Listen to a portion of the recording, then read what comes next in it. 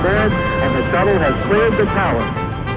The first time I saw it rise into the sky, I was virtually speechless. I stood there, my mouth agape, my eyes open. I thought, this is wonderful. This is stupendous. If we can do this, we can do anything.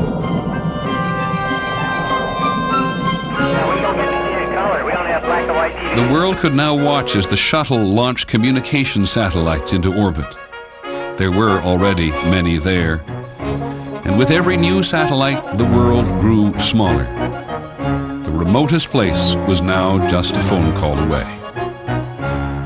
We had actually figured this out and built something that allowed us to manipulate the trillion-dollar phone system around the world. We'd go to a payphone and we'd take a cable to White Plains, a satellite to Europe. We'd go over to the Turkey satellite station, take a satellite back to Texas, and we'd actually loop around the world 3 or 4 times and call the payphone next door. And so you could shout into the phone, and about 40 seconds later, you'd hear it on the other phone.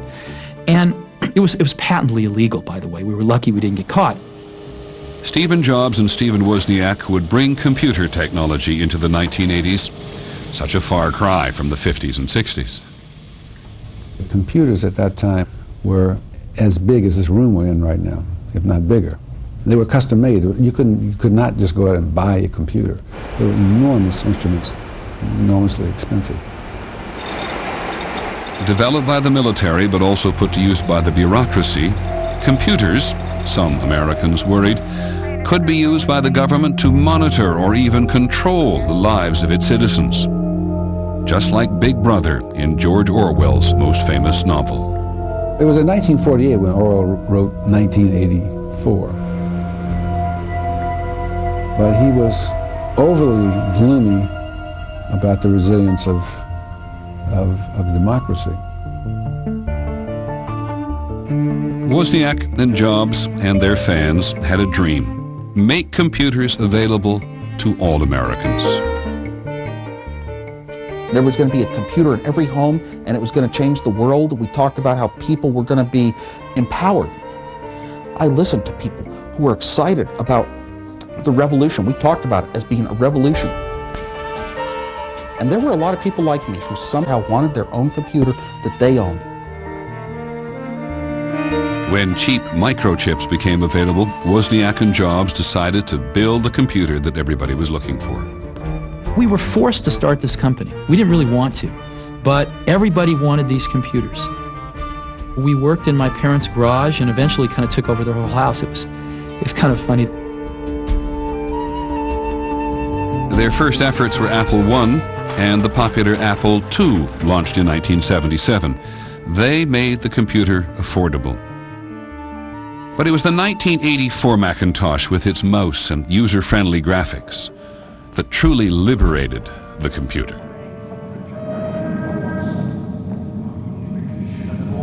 On January 24, Apple Computer will introduce Macintosh.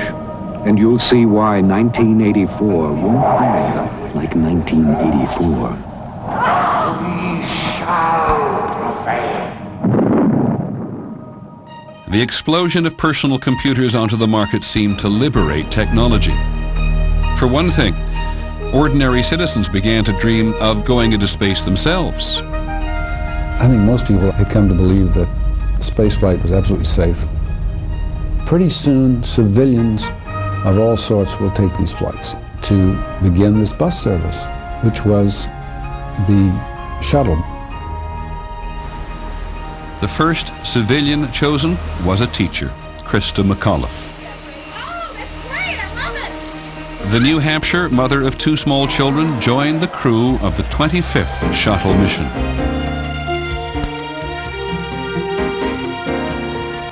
The launch from Cape Canaveral, Florida, was set after many delays for January the 28th, 1986. For Florida, it was an unusually cold morning, 27 degrees. T-minus 15 seconds. We were quite surprised to hear that the countdown was proceeding ahead. No shuttle had been launched in weather that cold. 7, 6. We have main engine start. 4, 3, 2, 1, and liftoff. Liftoff of the 25th Space Shuttle mission. As the shuttle cleared the tower, And the first shock waves of sound began to pound the press grandstand, the roof bouncing up and down, the plywood under your feet bouncing, the shock waves hitting your chest. At that point, we were all standing up, we were all screaming our heads off, go. I mean, and any sense of professional composure was lost.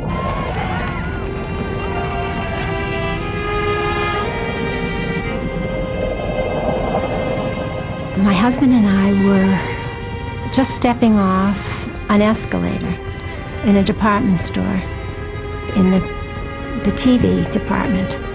So we stopped to watch. And there were 100 sets all on the same scene. And we watched it go up.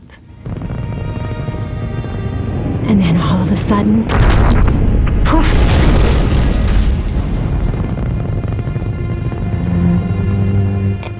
And we just couldn't believe it.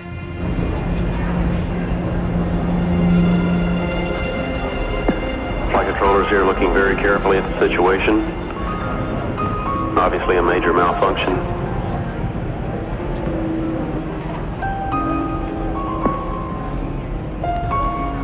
I felt a sense of utter cold doom virtually flow over me.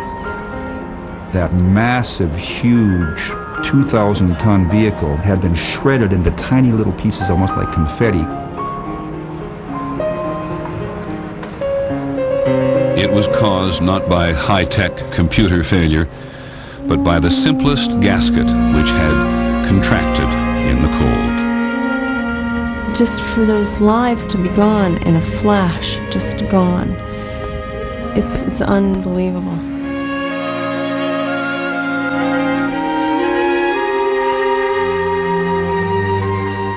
We will never forget them, nor the last time we saw them, as they prepared for their journey and waved goodbye, and slipped the surly bonds of earth to touch the face of God.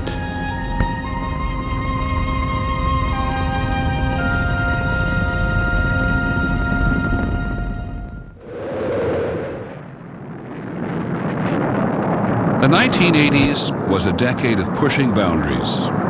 Ladies and gentlemen, rock and roll. 1981 saw the premiere of round-the-clock music television. It was great. My mom thought MTV was the spawn of Satan. The PTL Television Network presents... Competing for the attention of television viewers was a new breed of televangelists who preached a mixture of old-fashioned religion and modern entertainment. They attracted about 90 million viewers a week.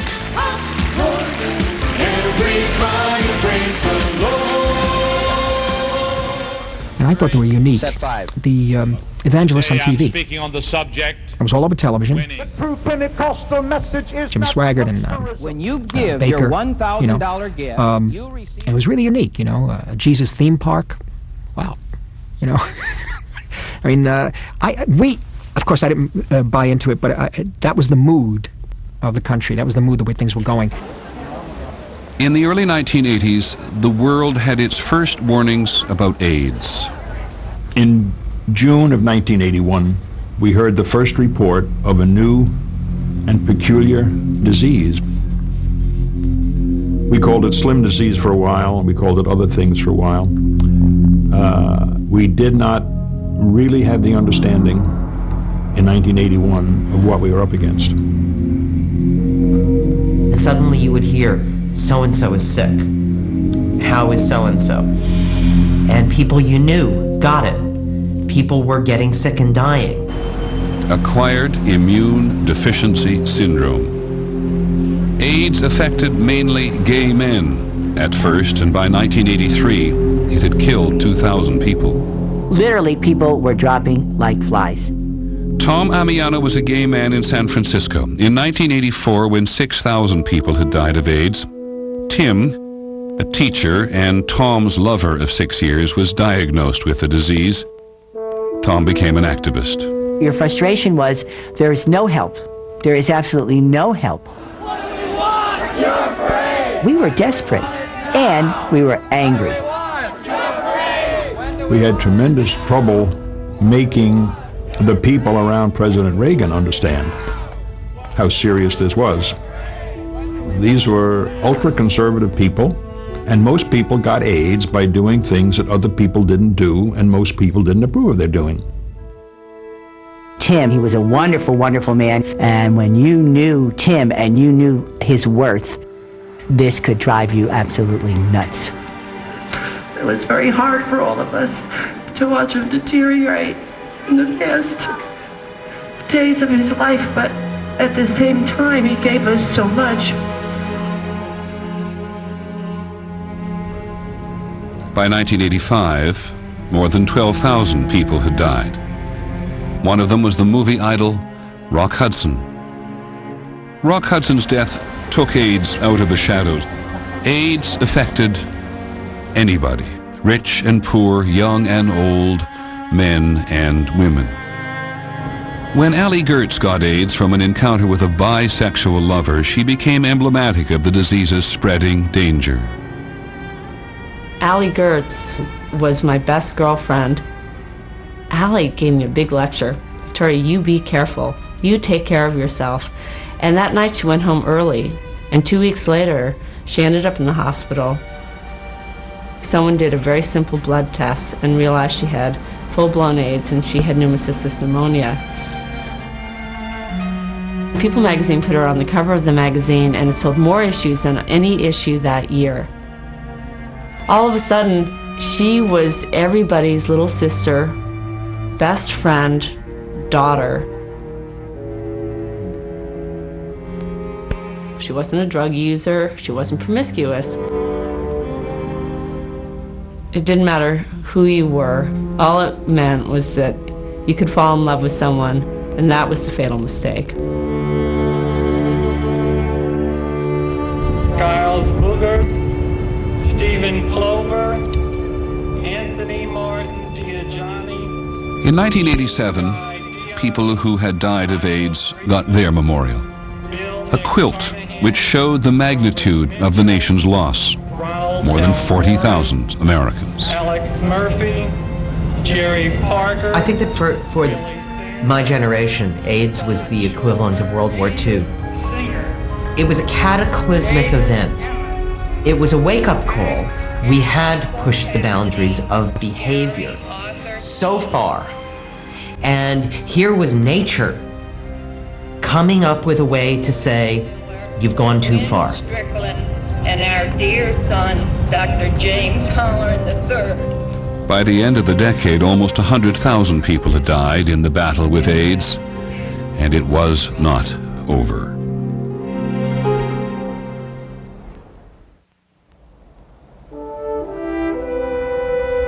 You were here to liberate, not to conquer. And so you and those others did not doubt your cause. On June the 6th, 1984, President Reagan and some of the D-Day veterans commemorated those who died for freedom on the beaches of Normandy. You all knew that some things are worth dying for. One's country is worth dying for, and democracy is worth dying for because it's the... President Reagan saw the struggle with the Soviet Union in the clear-cut terms of World War II. Good versus evil. The Soviets were willing to pursue a very aggressive foreign policy, and indeed their foreign policy, they were quite frank about it, was world domination. This is a Soviet intercontinental ballistic missile, or ICBM, which can reach the United States 30 minutes after launch. I remember standing out in the street of my house on a fall afternoon with the dark clouds and thinking, wow, there was this huge presence on the other side of the world that was out to get us all.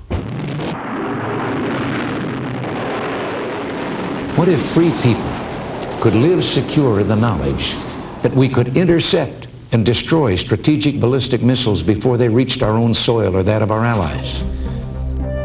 The President's Strategic Defense Initiative, SDI, or Star Wars, was part of his effort to neutralize communism everywhere. In Nicaragua, he supported the Contras, who were trying to topple the Soviet-supported government. In the tiny Caribbean island of Grenada, he quickly crushed a communist coup. And at home, he started the greatest peacetime defense build-up ever. He made people feel good about our country, that it was strong economically and strong in defense, and that you felt like he could protect you